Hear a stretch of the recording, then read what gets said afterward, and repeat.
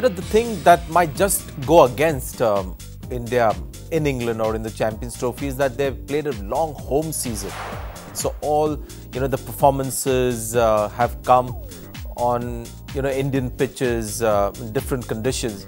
And the team that has been selected on the basis of the performance in the home season. And what Dhoni and his boys are going to face in England are completely different conditions. So in a way, it's not ideal. That is one thing that might just be the biggest challenge for Dhoni and his boys. And it's all about, these guys who've got the talent, the skills. Adjustment is going to be the huge factor. The overhead conditions often dictate how the pitch will behave, and it's something that I found out, and it's something that I found really fascinating with English cricketers. Even as a batsman, if I was batting there, playing well, 50 runs on the board and things like that, and suddenly, there would be a bank of cloud that would come over the ground and the ball would start swinging. And that same bowler, who looked pretty manageable, was, getting the ball to swing around. So those are the interesting challenges that you get in England.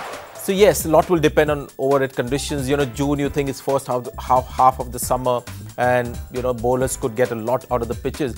But if you have a bright sunny day and two good, clear days before the match, then the pitch becomes a good batting pitch. I think a lot of the good work has to be done before the tournament starts, which means the net sessions before the warm-up games. Because it's going to be, as I said, a completely different ball game, same sport, but it's amazing how different, the ball will behave, how different the ball will come to the batsman and behave off the pitch. So all these guys who played on the Indian pitches will have to take those net sessions very seriously.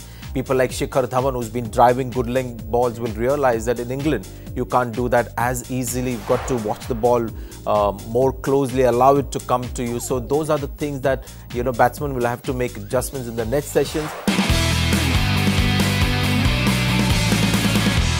The problem in England is you need to have some bowling, but we've also had examples in the past of a captain having 7 pure batsmen in his team and reaching the finals of a world event. So, I'm more of a believer that you can't have a certain format. You just have to pick players who you think will contribute, whether he's an all-rounder or he's a bowler. Somebody like Rohit Sharma can maybe bowl 3-4 overs of off-spin in England. Batting will be a concern. So I see Dhoni trying to ensure that, his batting unit is solid.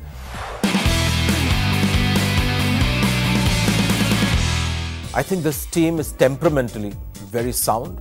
I think they can handle the pressure of a big game. They are wonderful, chasers to win 50-over matches. Temperamentally, I think it's a strong team. It's a team that knows how to win. The captain, leads by example, cool under pressure. The only test, I think, will be of technique.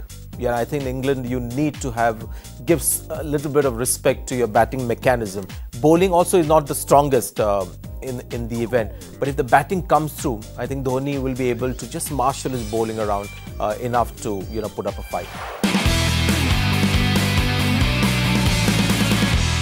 If you just go by looking at the teams and imagining them playing in England, you would imagine that South Africa is the #1 team in that group there, and I would put India as #2. Pakistan, I think batting is going to be a big question mark. They're missing Umar Gul, so the bowling has suffered a bit as well.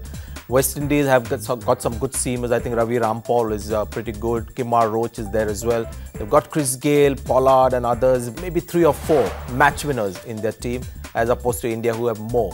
So my ratings would be really, South Africa most likely to get through, India second most, and then maybe Pakistan and then West Indies.